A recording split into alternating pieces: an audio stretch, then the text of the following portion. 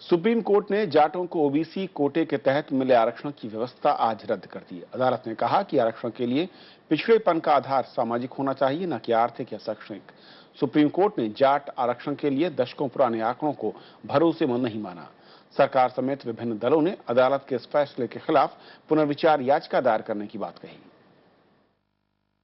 Supreme court ने कहा है कि जाट जैसी संगठित जाति को ओबीसी में शामिल करना गलत है। इसके अलावा कोर्ट ने कहा कि पिछड़ेपन का निर्धारण सिर्फ जाति के आधार पर नहीं हो सकता। फैसले में राष्ट्रीय पिछड़ा आयोग की रिपोर्ट का भी जिक्र किया गया है, जिसमें जाटों को आरक्षण नहीं देने की सिफारिश थी।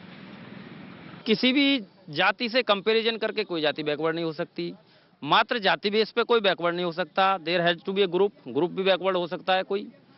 कोर्ट ने यह भी कहा कि पॉलिटिकल मोबिलाइज करने वाले किसी पार्टिकुलर कम्युनिटी को on basis of political mobilisation आप ओबीसी नहीं डिक्लेयर कर सकते। एंड सबसे बड़ी बात कोर्ट ने कही कि बैकवर्डनेस का सबसे बड़ा जो एक वो है ग्राउंड, वो है सोशल बैकवर्डनेस। अदालत ने कहा कि वास्तव में पिछड़े तबकों को ओबीसी में शामिल किया जाना चाहिए। कोर्ट ने इसके लिए ट्रांसजेंडर जैसे नए समूह का उदाहरण भी दिया। राजनीतिक रूप से इस संवेदनशील फैसले के बाद अब केंद्रीय मंत्री समेत विभिन्न दल कोर्ट के फैसले के खिलाफ पुनर्विचार याचिका दाखिल करने की बात कह रहे हैं। आरक्षण जहां तक बात है, जाट डिजर्व करते हैं, उनको मिलना चाहिए सामाजिक पृष्ठभूमि के आधार पे भी। जब यादव और गुर्जर को मिल सकता है और जाट, उनमें कोई फर्क नहीं है। इसमें अध्ययन करके जजमेंट का आगे क्या रास्ता लें जिससे कि जाट समुदाय के लोगों को फायदा ले, इस मामले में हम काम करेंगे। हम आदर करते हैं सुप्रीम कोर्ट के जजमेंट का, वो सर्वोच्च न्यायालय है, लेकिन बड़े आंदोलन के बाद जाटों को ये अधिकार मिला था और सब किसान जातियों को भी ये अधिकार मिला हुआ है, वो भी जाति के आधार पर ही मिला है। तो हम एक रिव्यू पेटिशन करेंगे। पिछले साल लोकसभा चुनाव से ठीक पहले 9 राज्यों दिल्ली, उत्तराखंड, उत्तर प्रदेश, गुजरात, हिमाचल प्रदेश, बिहार, मध्य प्रदेश, हरियाणा और राजस्थान में जाटों को आरक्षण देने का फैसला किया गया था। इस फैसले के तहत नौकरी और उच्च शिक्षा में जाट समुदाय को 27% ओबीसी कोटे के तहत आरक्षण मिला था। विपिन चौहान, राज्यसभा टीवी। तो कोर्ट के इस आदेश और आगे सरकार के क्या विकल्प है, इस पर बातचीत करेंगे। हमारे साथ मौजूद हैं मनीष छिब्बर, जो कि सीनियर एडिटर हैं इंडियन एक्सप्रेस से और लीगल अफेयर्स के एडिटर हैं। मनीष, जिस तरीके से कोर्ट ने कहा है, जो उसके मैं कहूं कि टेक्नोलॉजी या तकनीकी जो शब्द इस्तेमाल किए हैं, असल में वो क्या इशारा कर रहे हैं, क्या साफ साफ वो कहना चाह रहे हैं सरकार से? देखिए, सरकार को एक बड़ा क्लियर सिग्नल दिया आज कोर्ट ने, वो ये है कि आप केवल वोट्स के लिए किसी को रिजर्वेशन नहीं दे सकते। अगर आपने किसी क्लास को रिजर्वेशन दे रहे हैं तो आपको एक डाटा इकट्ठा करना पड़ेगा और वो डाटा ये बताएगा कि क्या ये जो क्लास है, क्लास ऑफ पीपल है, क्या ये रिजर्वेशन डिजर्व करते हैं, क्या इनको रिजर्वेशन मिलना चाहिए। और उसमें कोर्ट ने ये कहा है कि आप ये दलील नहीं ले सकते कि देखिए हिस्टोरिकल है, इतने ये पिछड़े थे, आज से 50 साल 100 साल पहले इनका ये हालत थी, क्योंकि समय के साथ तब्दीली हुई है, समय के साथ चेंजेस आए हैं। तो कोर्ट ने कहा है आप आज की डेट का डाटा लाइए, एक डिकेड पुराना डाटा, 10 साल पहले का डाटा भी नहीं चलेगा। आप अपनी एक एक्सरसाइज करिए। और ये बात कोर्ट पहली बार नहीं कह रही है, दसियों बार पहले कह चुकी है। लेकिन अनफॉर्चुनेटली क्योंकि रिजर्वेशन इंडिया में, हमारे इस देश में लिंक्ड है वोट पॉलिटिक्स के साथ, तो कोई सरकार इस विषय पे बहुत गंभीर काम नहीं कर रही है कि एक डाटा लाएं। और हो सकता है जाटों को अगर आप देखें तो कई स्थानों में जाट भी पिछड़े हैं। तो आप कोर्ट का सिर्फ ये कहना है कि आप डाटा के बेसिस पे करिए, ना कि इस बेसिस पे कि इनकी हिस्टोरिकल बैकवर्डनेस। ये किसी जाति से या किसी समूह से आपने कंपेयर कर दिया उसके आधार पर। बिल्कुल। लेकिन क्या सरकार के सामने मुश्किल ये है कि उसके पास वाकई कोई डाटा नहीं है, या फिर अगर डाटा आएगा तो सच भी सामने आएगा, तो फिर जो वोट की राजनीति है और जो रिजर्वेशन के साथ जुड़ती है, कहीं उसका संबंध टूटता है, उसके तार टूटेंगे? देखिए, 2013 में एक आपको याद होगा रिजर्वेशन इन प्रमोशंस का मामला सुप्रीम कोर्ट में जो अभी भी लंबित है, जब ये आया तो सुप्रीम कोर्ट ने, उस समय यूपीए गवर्नमेंट थी और तब के जो अटॉर्नी जनरल थे, गुलाम महानवती, उनसे ये सवाल किया कि हमने आपको इतनी बार कहा है कि आप एक स्टडी करवाइए, आप हमें कुछ फिगर्स ला के दीजिए कि आप अगर मुस्लिम्स को देना चाहते हैं तो क्या पूरे के पूरा मुस्लिम समुदाय पिछड़ा हुआ है।